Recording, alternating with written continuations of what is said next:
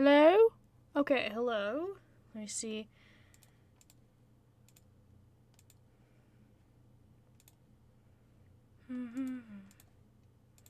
Alright. Sorry about that. I had music going in the background, but it was gone. So, clearly I have no schedule. Audio capture. Yeah, oopsies. The background. Oh no, I had music going and it did not do that. Oh no. Anyways, so I guess I'll just. Hello, everybody.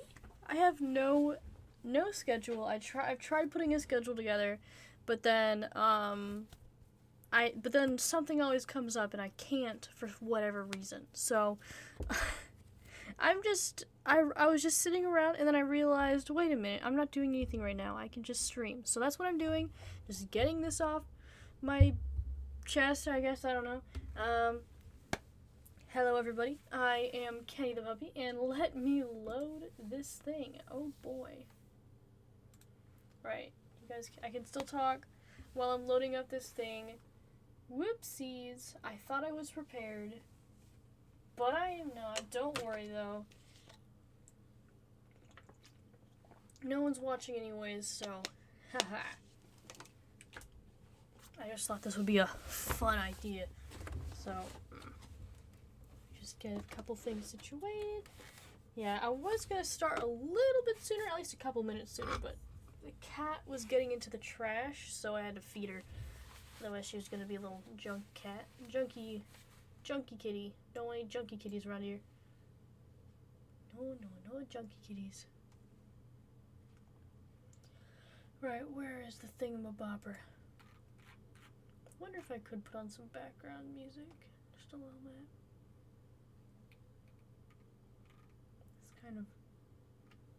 It's kind of lonely without the background music. Put on a little... Is that an ad?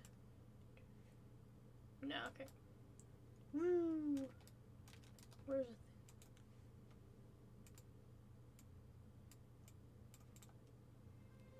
Alright.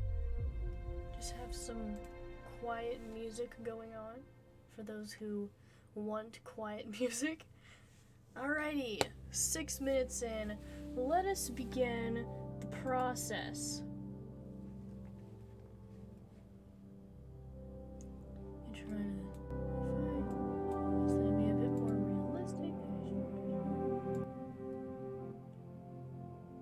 Boom. Alrighty. Hello everyone. Welcome to this live stream. If no one cares, then that's okay. That's okay. I don't care either. I never cared anyways, so yeah, I'll be fine. So anyways, where... Alright. Why? What happened? Where is the thing? There! No. Wrong one. Dude, seriously? It's not working either?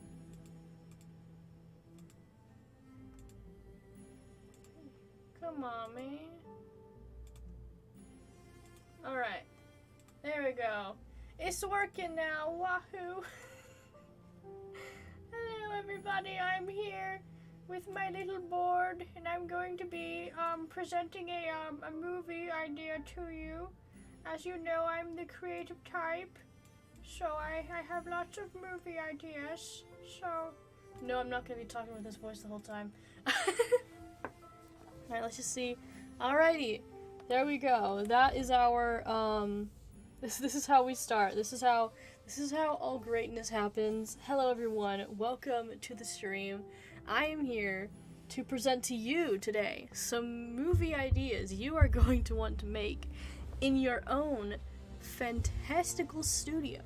So let us begin with what I'm wanting to call let's see. Let's begin. See,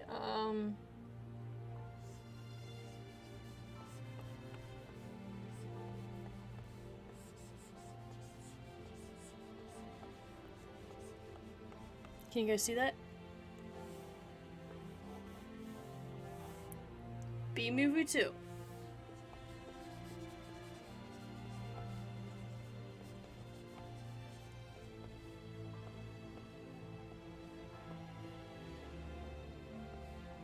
B-movie 2, son of a B.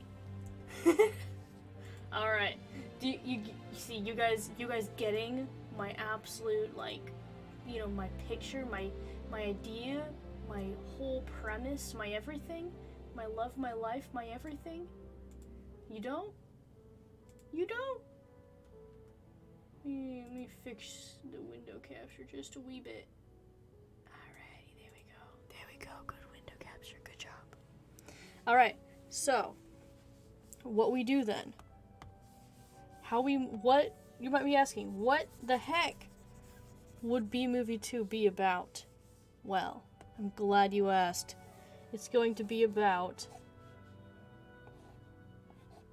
a human who is half bee. And he is Barry B. Benson's son, but he is also kind of human. And you see, he goes on this adventure, a road trip to save his father. His father, like, here, his father is right here. This is his father. He's going on a road trip to save his father from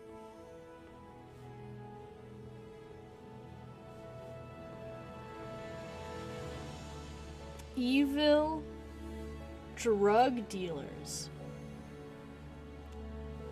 Drug dealers, look at that. So what the drug dealers are doing is they stole Barry B. Benson for his lawyer skills.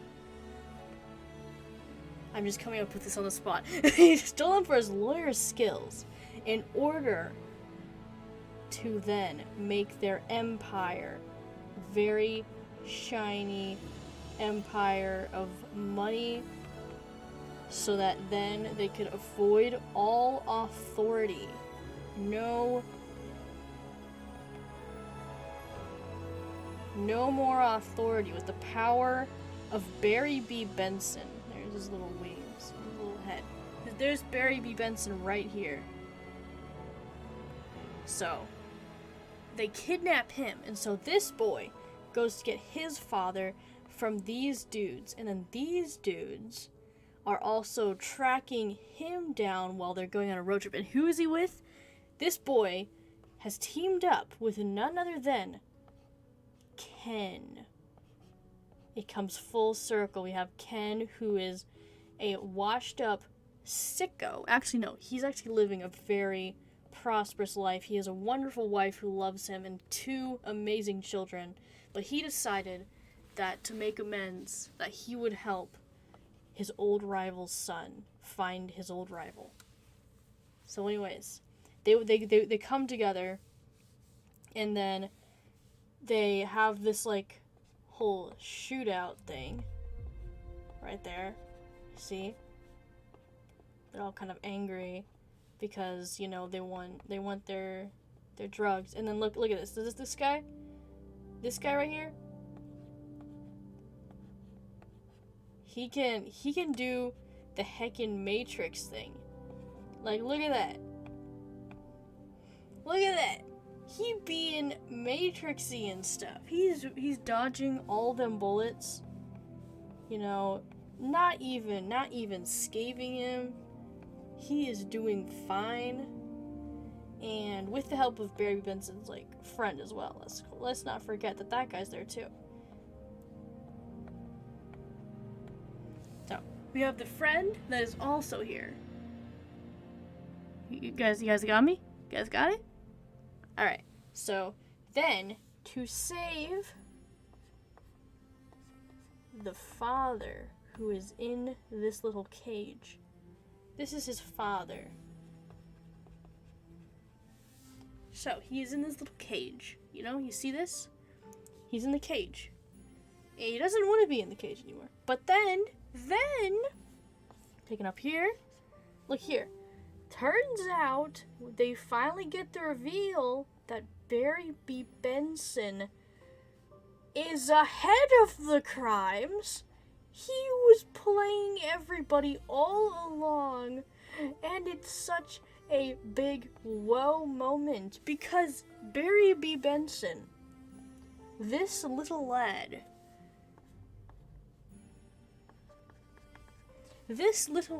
was actually a crime boss from the get-go. He started with his takeover of Honey, and then he realized how much political power he truly possessed, and that led him off the rails and made him evil Barry B. Benson.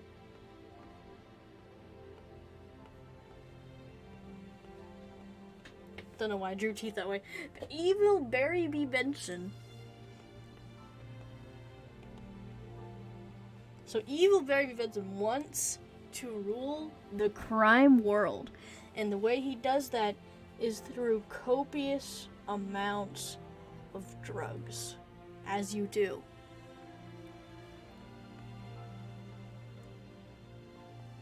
So, this is his plan. And this is the thing in the movie, because then this guy has to defeat this guy, but they don't want to because they're related and they actually love each other. So then he either has to decide this guy, he either has to decide he wants to kill him, or he kills him, or they find a way to love each other as father and son again. But the problem is, he's evil. So they have to find some sort of compromise, you know? And then it ends very tragically, as we would all assume. Barry B. Benson dead on the floor. No more stripes of happiness, only sadness as his wings are strewn about and his stinger is worthless, and he is just gone. He is gone because he was an evil crime boss, and that's what they get. That's what he gets for being an evil crime boss king who tried to murder his son or something. I don't know. They probably didn't try to murder each other, but anyways, so this is the story of the B movie.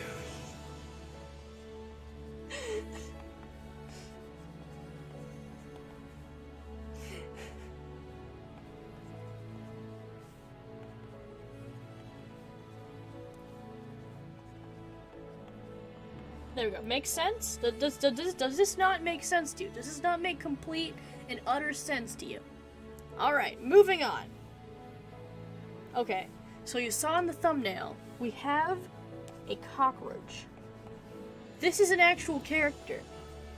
He's beautiful. Look at him. Look at this precious little boy. Now, imagine he is actually not a cockroach, but a beautiful, strong anime man with a very Chad chin. But he is also evil. He is also very evil. He is the Cockroach King. This is the evil Cockroach King, and his name, I came up with this, kid you not, over a year ago, because this is just how insanely awesome my story idea is. His name is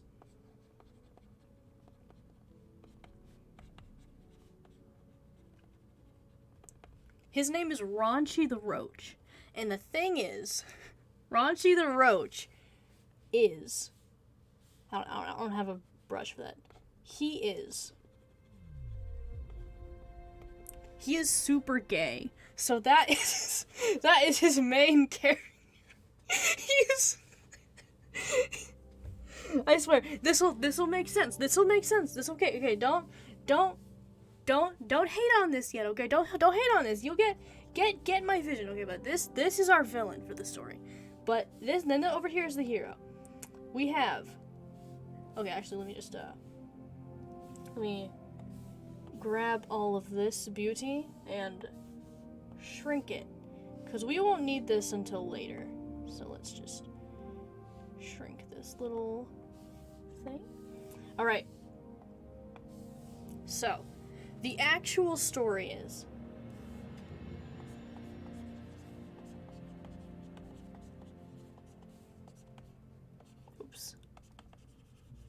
the Cricket King. This is my anime isekai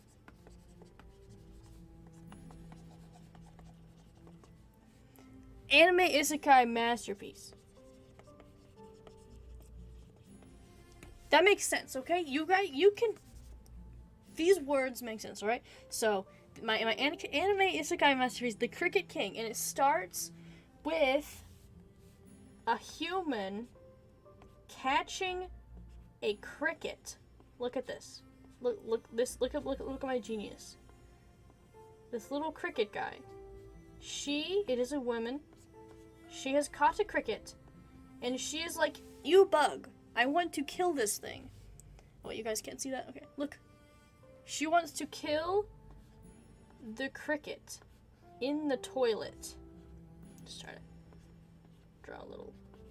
Alright, she wants to kill this thing in the toilet, but the cricket has magical powers, and it makes it to where this woman almost dies.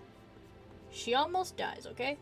She almost dies. Here's the cricket, maliciously making this woman bleed out of nowhere, because he just has that much power.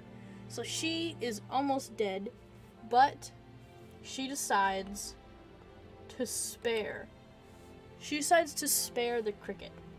Alright, so she's gonna let the cricket go. And see.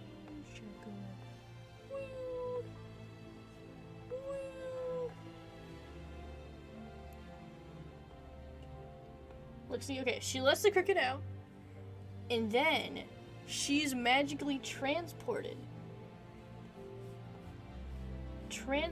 to another world. Whoa, look at that. This is a castle of some kind. Don't even know. Cat, stop, cat. No, get away. Cat's messing with things. Here's the girl, and she's like, whoa. And the cricket guy, look at him. Hey, cat, stop it. The cricket has turned into a beautiful anime man. So, the anime man is like, you see how things work in this world is that whenever I am in your world, since I am an alien, essentially, I am very powerful. But then whenever you are in our world, you are very powerful. So I brought you here because then you can help me defeat the evil, super gay Raunchy the Roach. Because he is trying to, like, destroy my kingdom and stuff, and I don't really want that, so I came to get a human so that they could help me and be super powerful. And so, I just yeeted my cat. Don't worry, it's just... Cat, stop messing with my computer, please. Anyway, so she decides to help this Mr. Guy in defeating this guy. So they're gonna work together to defeat this super evil cockroach, who is also just strange. Excuse me. And also, I will have you know, this show is animated like the JoJo show. It has that's very specific animation style. I just want to put that image in your head. Imagine bugs turned into hot anime men in the JoJo style. In the JoJo anime style, all right? I need you to properly envision this, all right? So So he takes her in, and she is like helping him fight and stuff, and like, wow, look, they're fighting bad guys. Woo! Lots of explosions, lots of sword fighting, crickets, and also there are mosquitoes, and yes, they are cannibals. It's very weird. But all this amazing world building, it comes to a halt when this guy attacks this girl and kidnaps her to his very evil, like, lair that's very obviously evil. Alright, so his very evil lair, it's a volcano, in case you didn't know. So he takes her there, and then she is supposed to be, like, in a chair and all that kind of stuff. Oh, wait. There we go. She is in a chair, and he's like, hello, milady. You don't have to worry about me being one of those yandery men, because I am gay. So you don't have to worry about that. Hashtag sweetheart. And she's like, okay, cool. Anyways, so why am I here? And so he wants her to be evil, but she does not like him, because of course he is evil. So what he will do is he tries to put her in a cage to lure the Cricket King. And it's all sad, and she's like, crap, I've just turned into a damsel in distress. She has just turned into a silly little damsel in distress. This is what a damsel in distress looks like. This is the epitome of what she doesn't want to be. So, but she gets rescued at the last second by the Cricket King, who I guess like has her or something.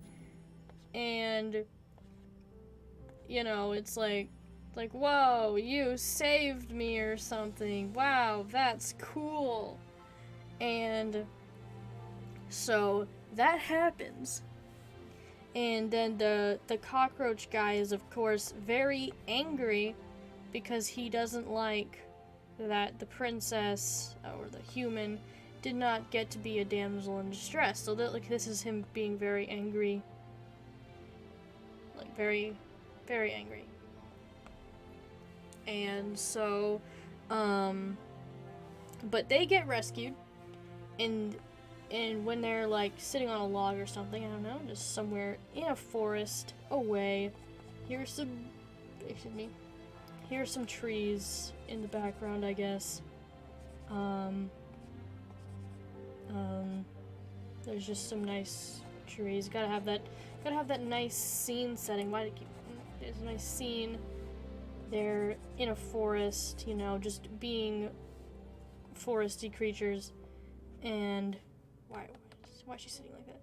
So, and this is where they are talking or something like that. I don't know. And then the Cricket King finally opens up about his greatest insecurity, his name, which had been hinted at the whole time, because he hadn't actually revealed his name this whole time. And it's like a really suspicious, like, ooh, what's your real name? You know, you're only referred to as the Cricket King. It turns out he never liked his name because his name was Dave. And he doesn't like it, and he hid it from the whole world, to the point that it caused a lot of troubles within his kingdom, I've just now decided, because he had a very bland name, and he wanted something that wasn't a bland name, but he was born, and he was given a very bland name. So, she's like, oh, well, that kind of is fine, I guess. People will still love you, even though you have a bland name. And he is happy knowing that people will not judge him for having a very bland name. At least not those he cares about. And so then, like, crisis averted, you know, sad moment finally not made sad. These two decide to take on,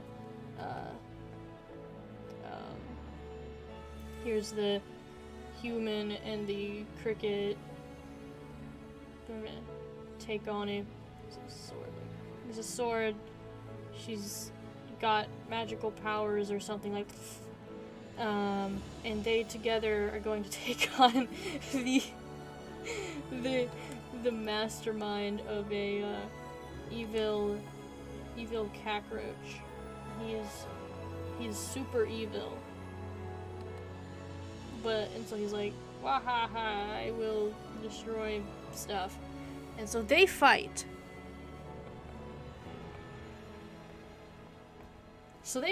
Look at that. They fight very much.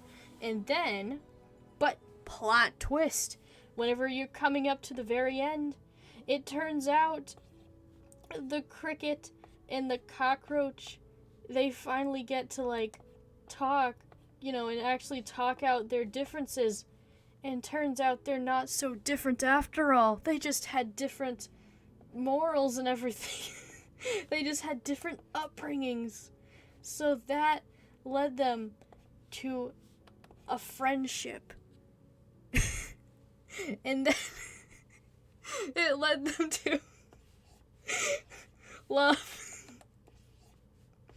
Because as I stated at the very beginning, the villain was super gay. But what you didn't know was that the cricket was equally gay. I'm sorry, I'm not trying to make fun of anything, it's just... Oh, I'm just imagining this in the anime style. Look at that! They get to be best buddies! And that's how the conflict ends. You keep thinking that, like, the girl's gonna end up being shipped. The whole point of it is that you think the girl's gonna be shipped with someone, but no, it's the two bugs who end up being shipped. She's just left like, oh, well, I guess my true love was the friends I made along the way. I don't know. So she's fine. She's fine. Look at that. She's so fine. And, these guys end up joining forces or something. And then happily the end.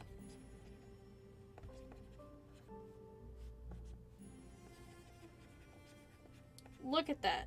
It's such a happy the end. Like, does this plot not make sense to you? It's a beautiful story. A gripping tale of lovers and enemies and romance and love triangles and confusing stuff that you're like, wow, that wasn't necessary. But now looking at it, I can't stop thinking about it. So, that's the Cricket King for ya. I forgot what other stories I had in my mind. Oh my gosh. I had ones written down too. Let me see if I can find them real quick. A bunch of, like, short story prompts. You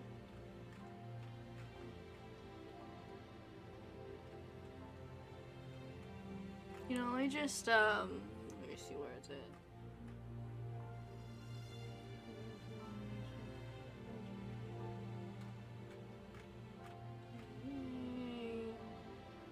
Yeah, I'm so good at this. Anyways, bromance.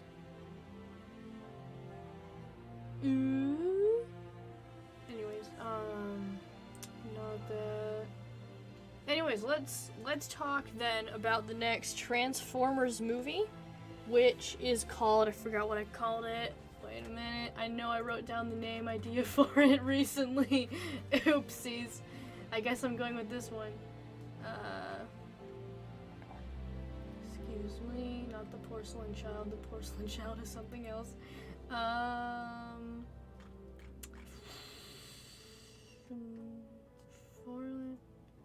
No, not the Dark Side of the Rainbow. Nope. Oh my gosh, I know I wrote down the name earlier. Anyways, the check from heck. Why did I write that? Anyways, I guess I can't find it, so, I guess I'm just... Wait. No. Yeah, that's not the...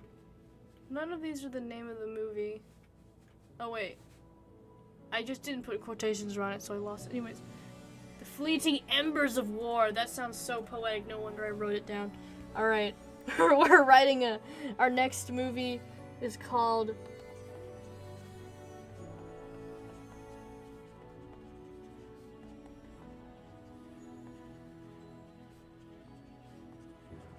Alright, The Fleeting Embers of War. This is our next movie. It starts off with a human... Wait, it starts off with a world of 3 factions. We have... Excuse me, I'm just gonna call it just DEC. The Decepticons. They're evil. Then we have the humans, which are just kind of neutral. And then we have the Autobots, which are kind of happy. These are our warring factions. And the humans are all separate. You guys can't see that. The humans are all separate because the humans don't like the robots anymore. They're tired of all the wars that the robots bring, so they decided to start fighting them too. So now it's just very war-y, but this takes place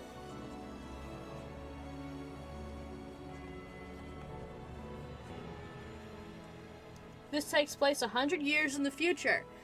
So what you see now, they have better guns. The humans are at a bit of an advantage because they have better guns. Look, good guns. They have good guns so they can take down bad bots. They can take out bad bots with their good guns. No more bots. So that is why the robots don't want to die.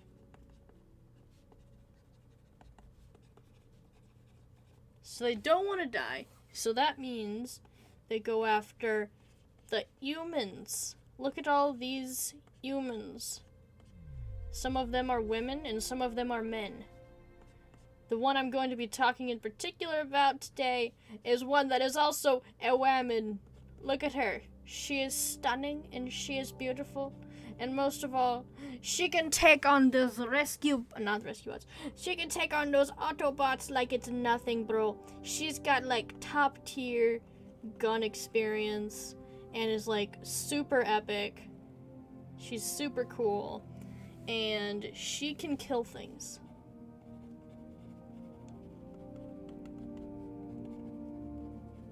Look at that. She can kill things really good.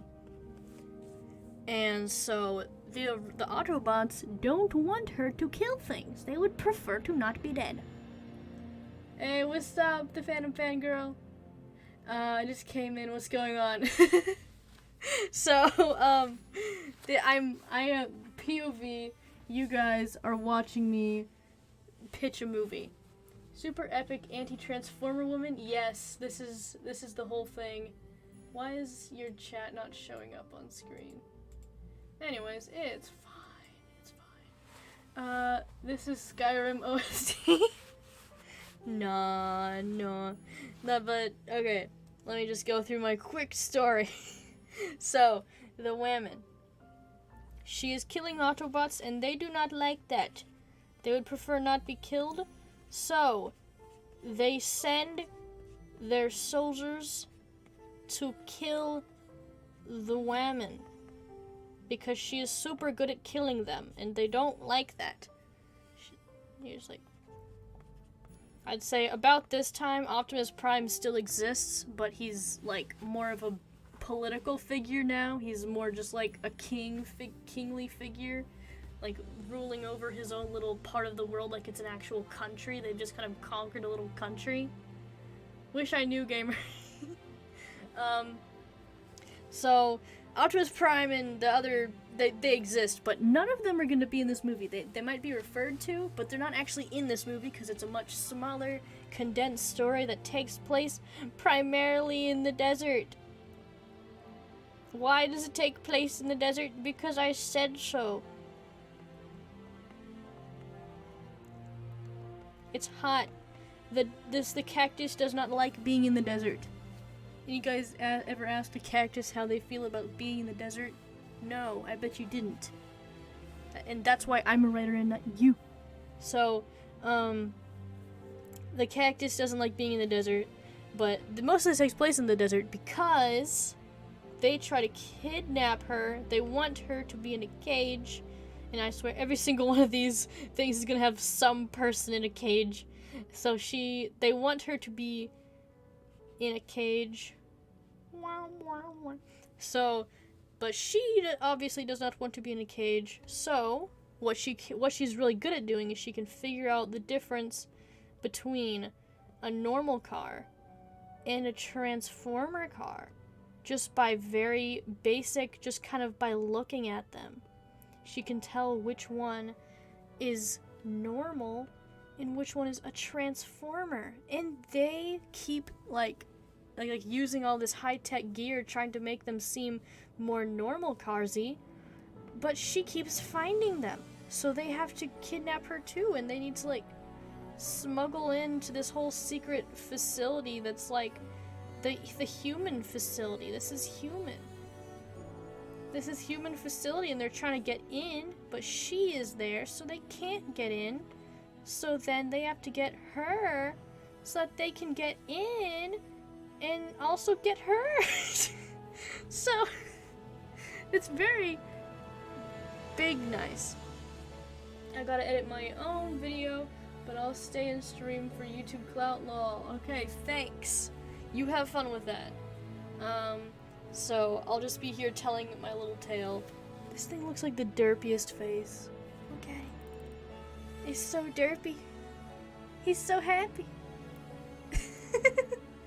Anyways, so they need to get this woman, but then they fail because they kind of fail. They half fail. They're able to grab the women. One of them who's a very cocky transformer. Very cocky. I'm thinking he's like one of those ones that has like typically, if not for the special mission, he'd be like super sportsy like and all like wow. Like a sports car. He'd be like a sports car, but since he is an undercover, he's not a sports car. Transformers robots in disguise. Yes, this is what is going on. It's a very Transformers thing, and it's called the Fleeting Embers of War because movie poster stuff is cool. So he manages to capture the woman. And the woman does not like that.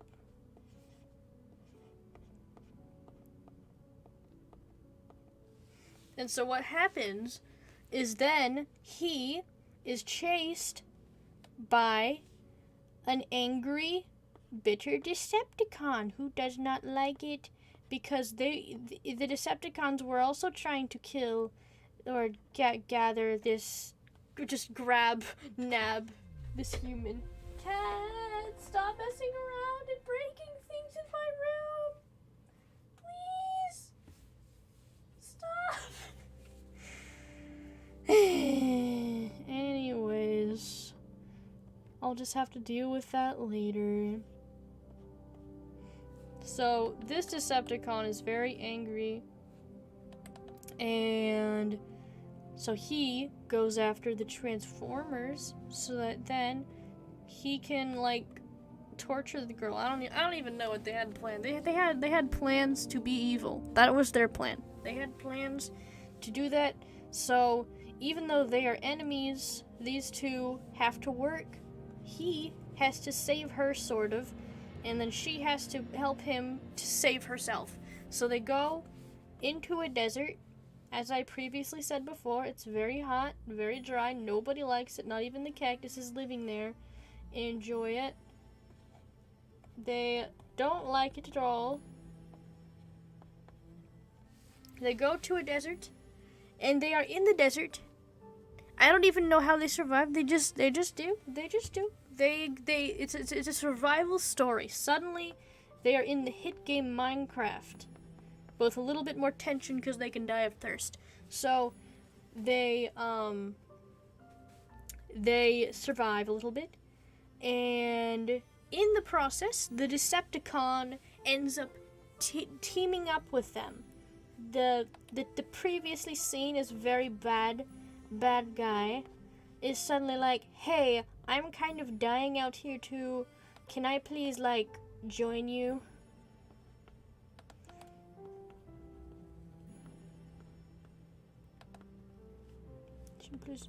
So he's asking the other robot and the human, if he can join them, and they're like, sure, sir, you can join us because we're all going to die anyways. So I mean, may as well.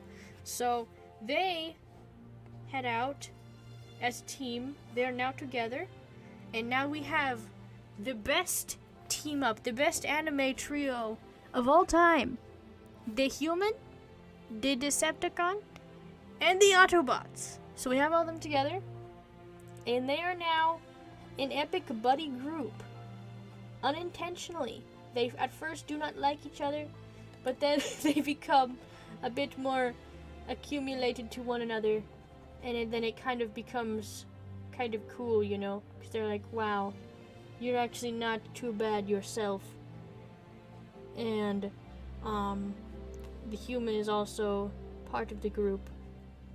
And so the whole thing is like, the war has been going on for so long, everyone is just kind of tired of the war. The Decepticons are tired, the humans are tired, and the Autobots are tired. Everyone is just fighting to survive, and they don't really enjoy doing that. So they decide to not fight.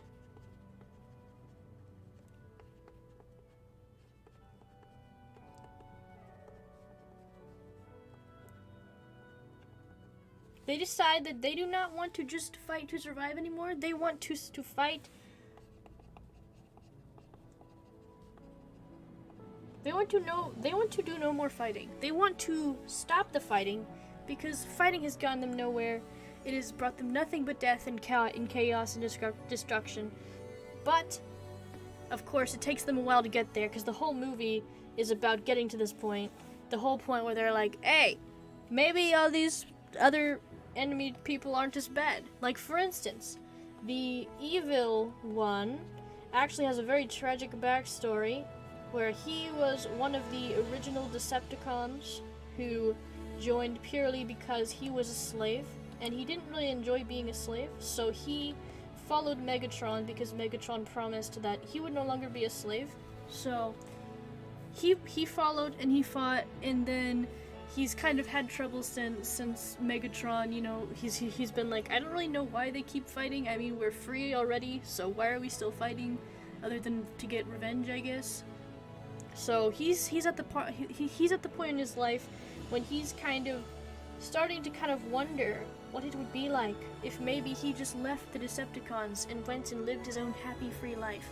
And then over here, meanwhile, the good Autobot, he is a lot younger. He is probably one of the youngest characters, other than the human, of course. But he is like, yeah, I've always had this thought that, it would be good if we weren't, like, fighting all the time, because fighting is kind of annoying. So he's been kind of thinking that fighting is kind of annoying, and he's always the really optimistic one, like, yay, we can someday live in joy and happiness. Maybe not with the Decepticons at first, but eventually he starts to think, maybe we can have freedom with the Decepticons too, and then everyone can be happy. But he's always just, like, thinking towards the future, And then the human starts to be like, Autobots don't seem to be as black and white as I once thought they were. Maybe we can all live happily. Maybe that is possible. So they all start to have their own separate thoughts, because all they knew was war in their lifetime, and now they're like, I wonder what life would be like without war. Maybe we should start trying to do that. So, in this story, I thought very in depth. This person is the Decepticon is the voice of. Oh, wait, sorry.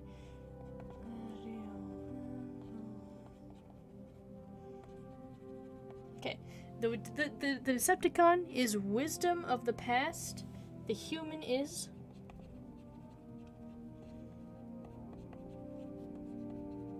Oh wait, sorry. The human represents wisdom of the future, and then the Autobot is. I mean the present. She is wisdom of the present, and then of course we have wisdom of the future. So this is how we get our 3 different POVs, all with like wisdom of the past being from the Decepticon, wisdom of the present being from the human, and wisdom of the future being from the Autobot. And together they are able to form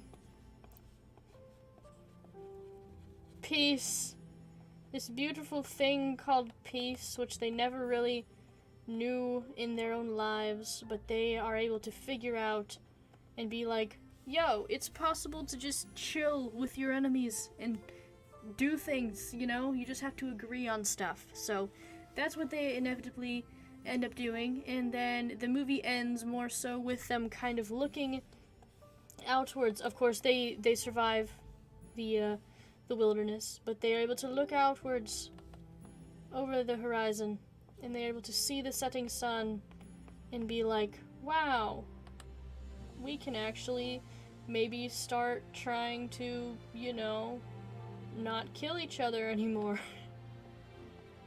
And so that's how the story ends, with them deciding that together they will no longer try to kill each other, but instead they will try to bring about peace between their kinds. The end.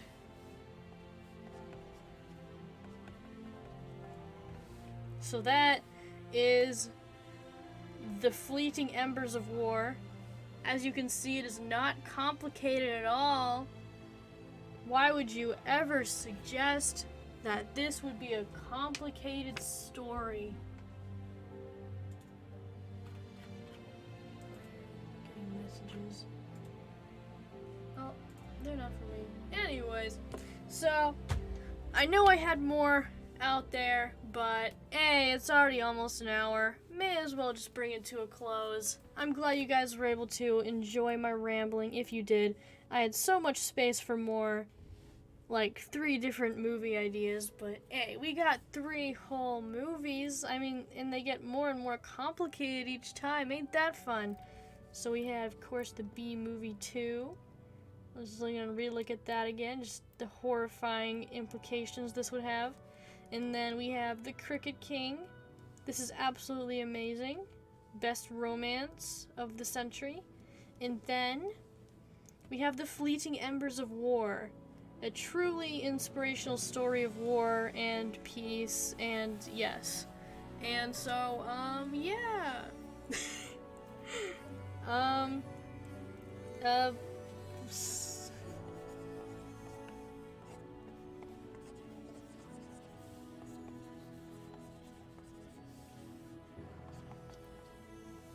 Your story ideas below in the comments if you want to. Feel free to try to pitch your own movie for fun, just purely for fun. Don't worry, I won't steal them. I have too many already anyways, so I won't steal them. But yeah, just be fun to think of, like, what would you do? Like, how would you present a movie idea to some random board of people? So, anyways, hope you guys enjoyed. It's been super fun. Just finally getting to stream again. My brother has recently revamped my Minecraft server. That's me taking my glove off, my drawing glove, and now I'm throwing it across the table at my screen just for entertainment. Anyways, so my brother has revamped my server so that now it includes mods. So maybe I'll be able to do that again. I don't even know. I think my streaming schedule is I'll stream whenever I can. So, anyways, glad you guys could be a part of this, and see y'all later. Bye!